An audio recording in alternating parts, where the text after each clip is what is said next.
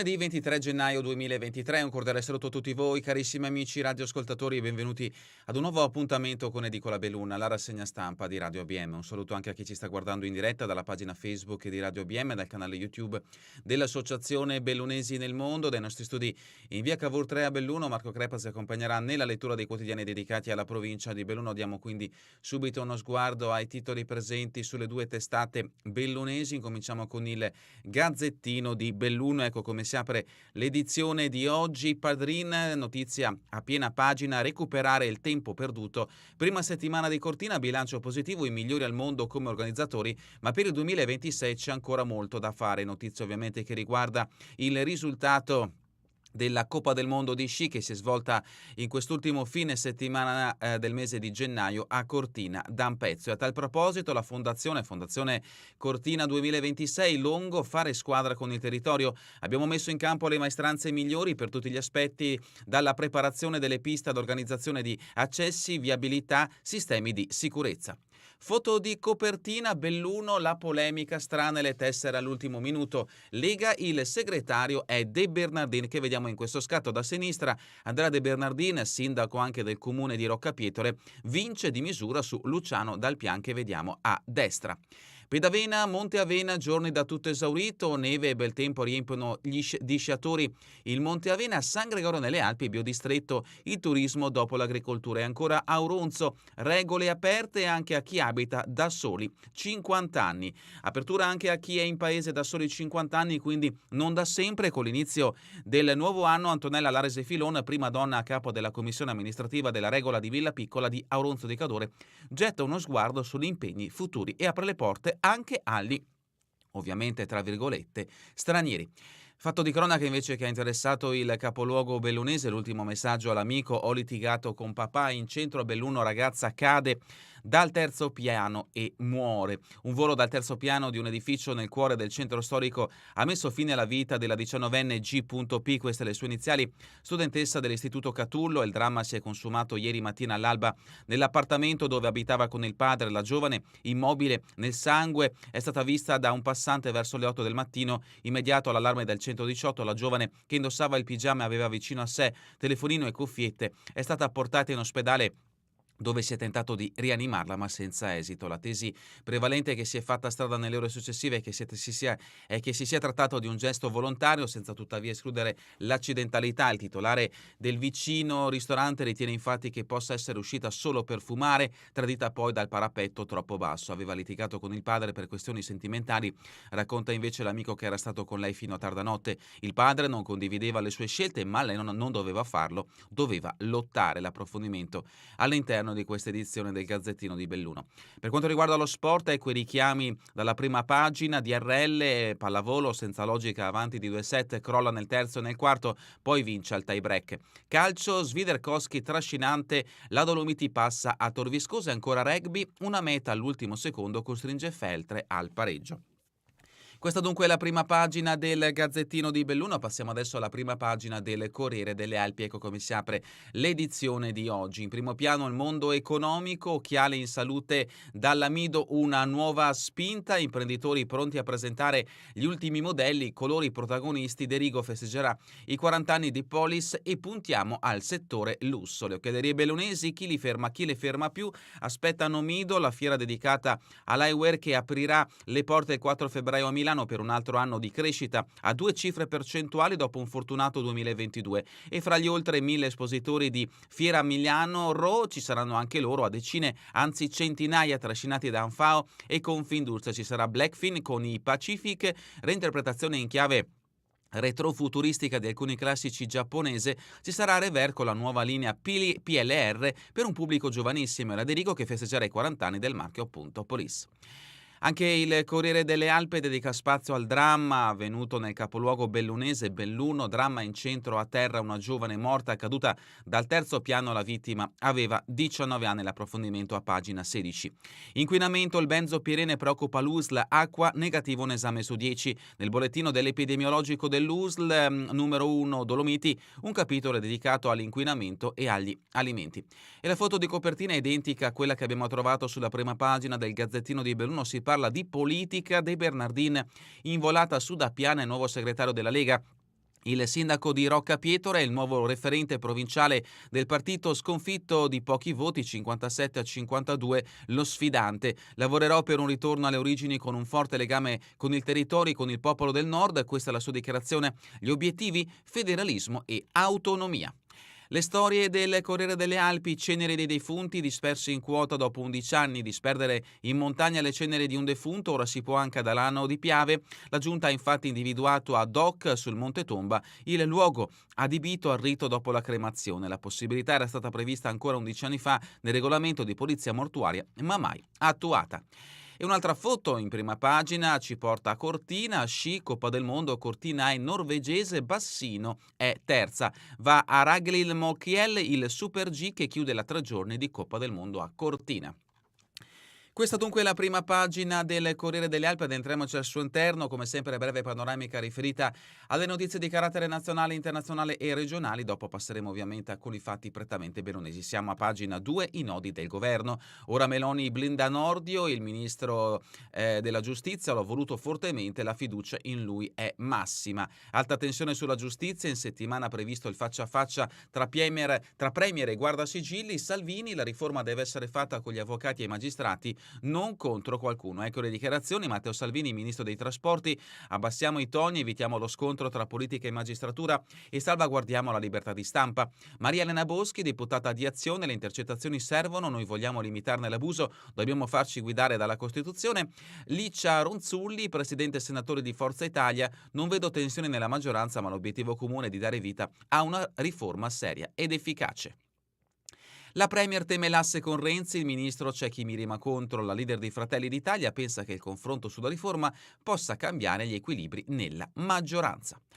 Ulteriore approfondimento invece in merito al caso che ha interessato il nostro paese con l'arresto di Messina Denaro. Spunta un'altra identità usata da Messina Denaro, si muoveva in tutta la Sicilia. Perquisite decine di case, in uno dei covi gli investigatori trovano magneti e tazze del padrino.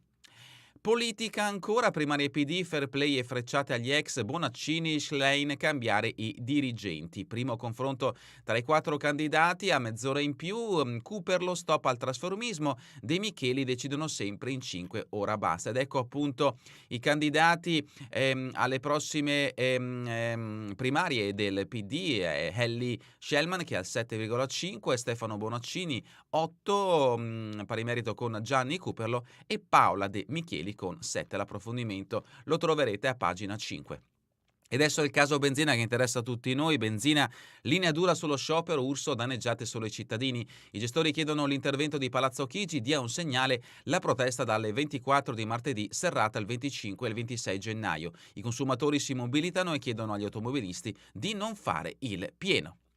Pagina 7, la guerra in Ucraina, approfondimento che ci porta appunto a fatti internazionali. Bakhmut dietro il tritacarne, nella città che resiste da mesi agli assalti della Wagner al prezzo di perdite altissime. Come nella Grande Guerra, la prima linea russa, carne da macello, poi arriva l'artiglieria.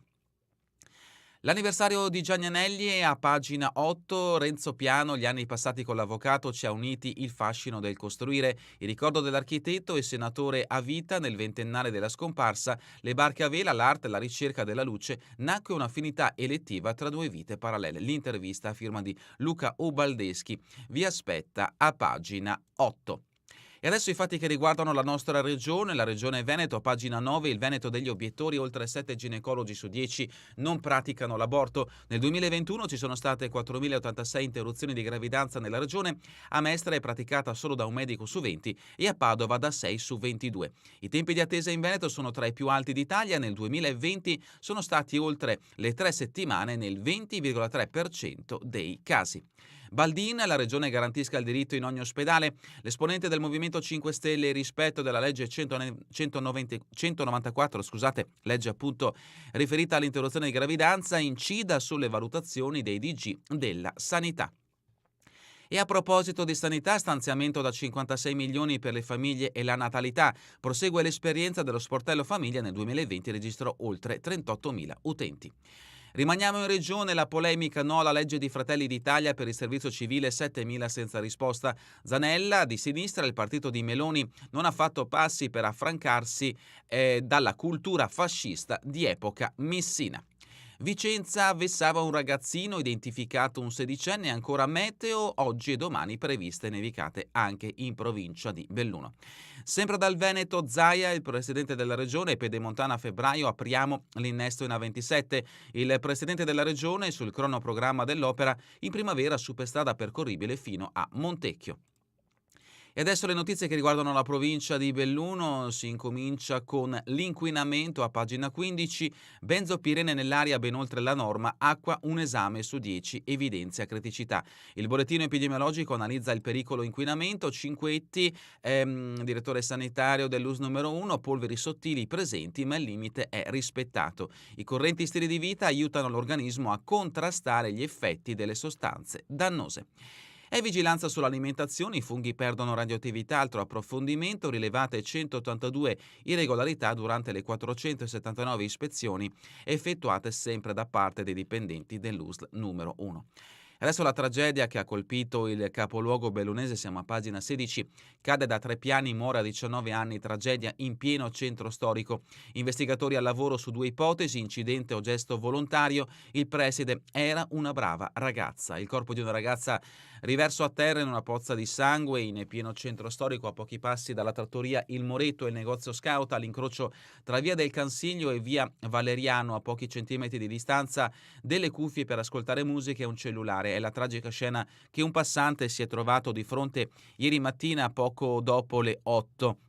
Un attimo di panico, poi una corsa verso la vicina pasticceria bellunese che aveva già aperto i battenti. Subito dopo sul posto arriva anche il cuoco della trattoria Il Moreto. In pochi attimi il centro storico è invaso da mezzi di soccorso e forze dell'ordine. Arriva l'ambulanza dell'ospedale San Martino con i sanitari che non possono fare altro che constatare il decesso della ragazza, poi gli agenti della squadra mobile e i tecnici della polizia scientifica per i rilievi. L'area viene subito perimetrata con i tradizionali nastri bianco e rossi, impossibile avvicinarsi. Si è risvegliata così la città di Belluno nella gelida e sonnolenta mattina di ieri, una vicenda che ha mantenuto i contorni del giallo per gran parte del mattino, con i residenti che si chiedevano cosa fosse accaduto. Non abbiamo sentito nulla, né urla né schiamazzi, dicono alcuni passanti, e qualcuno ammette di non aver sentito neppure le sirene dei soccorsi. Sul luogo della tragedia anche l'assessore comunale alla sicurezza Raffaella Damiano. È doverosa la mia presenza per una tragedia che colpisce una giovane e l'intera città, sottolinea il senatore di Fratelli d'Italia Luca De Carlo, anche lui attonito e sgomento per un evento che non capita di frequente in questo territorio. Soltanto a metà mattina qualcosa comincia a trapelare in circostanze tuttora da chiarire. Ha perso la vita una ragazza di 19 anni che abitava con il padre. La giovane è caduta dalla terrazza di casa collocata a 3 piani sopra la trattoria Il Moretto. Siamo a pagina 17, politica bellunese. Sarà De Bernardini a guidare la Lega, battuto in volata lo sfidante da Piane. Il sindaco di Rocca, Pietro, è il nuovo segretario provinciale. Come Partito del Nord lavoriamo per il federalismo. Questa è la sua dichiarazione appena eletto. Restart al pago, assegna da 2.200 euro a 2 gruppi locali. Ancora a Borgo Valbelluna, ANA antincendio alla ricerca di forze nuove. Affollata assemblea annuale, Sitta, stiamo cercando di avvicinarci ai nostri giovani. Gasperin, l'educazione civica deve tornare nelle scuole. E adesso la notizia che ha aperto come notizie in primo piano l'edizione di oggi del Corriere delle Alpi. Siamo a pagina 18, la mostra milanese, parliamo ovviamente della Mido. Occhiali bellunesi alla conquista della fiera Mido. Siamo fiduciosi. Dai classici giapponesi reinterpretati al PLR per giovanissimi, dopo un bel 2022, non vogliamo più fermarci. Del DIN di Blackfin siamo tornati dalla Opti di Monaco con tanto entusiasmo. Le interviste le troverete appunto a pagina 18. E sempre a proposito della mostra milanese, De Rigo, show nello stand per i 40 anni di Police, Aracri, puntiamo sul lusso.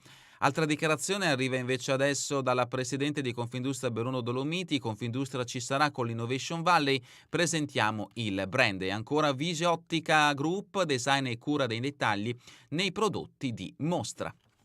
Siamo a pagina 20, il caso De Cassan, pochi alberghi non sono ancora in regola. Il presidente di Federalberghi, il caso Miramonti, una vicenda poco chiara, poi l'appello alla regione, subito i bandi per ammodernare le strutture. Notizia riferita al caso che ha coinvolto e interessato uno storico albergo di Cortina d'Ampezzo che sembra non fosse in regola con le norme antincendio. Sanità bellunese, lasciano 5 medici, l'USL attiva tutti i canali per reclutarne di nuovi, questo in merito alla carenza del personale. E ancora andiamo a pagina 21 con le notizie che riguardano Feltre, campane senza tessera a Mugnai, positivi i primi risultati del test. Da un mese e mezzo carta e plastica si conferiscono liberamente, Slongo residenti contenti, non ci sono state migrazioni dei rifiuti né casi di contenitori lasciati strapieni. Altre notizie brevi dal Feltrino, si rende il Grappa, centro di Rasai più sicuro, partito l'iter di esproprio, Arsie spazio per la colonnina se la ricarica è green. Siamo ad Alano di Piave, disperdere le ceneri dei defunti, ora si può farlo anche ad Alano, la giunta ha selezionato un'area comunale in località Doc sul monte Tomba, il sindaco Bogana, c'erano richieste ma non era stato fissato il punto adatto. Notizia di spalle, Pedavena fa ripartire il registro cremazioni, il comune di Pedavena ha dato il via libera alla istituzione del registro per la cremazione dove i cittadini potranno lasciare annotate le loro volontà riguardo alla cremazione e alla dispersione delle ceneri con un atto riconosciuto dalla legge. E rimaniamo a Pedavena, Monte Avena, weekend da incorniciare, ora avanti con le settimane bianche, soddisfatto Lionello Gorza, patron della ski area feltrina per la grande affluenza registrata tra sabato e ieri, già tutto pieno per febbraio.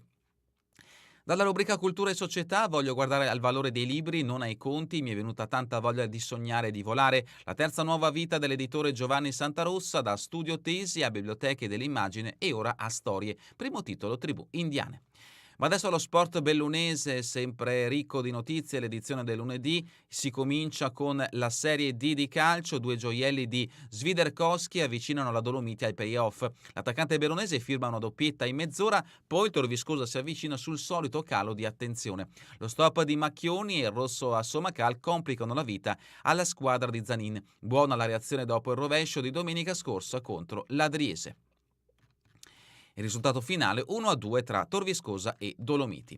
Ma continuiamo con lo sport bellunese, calcio di promozione, il Fioribarp frena l'Alpago, un punto a testa.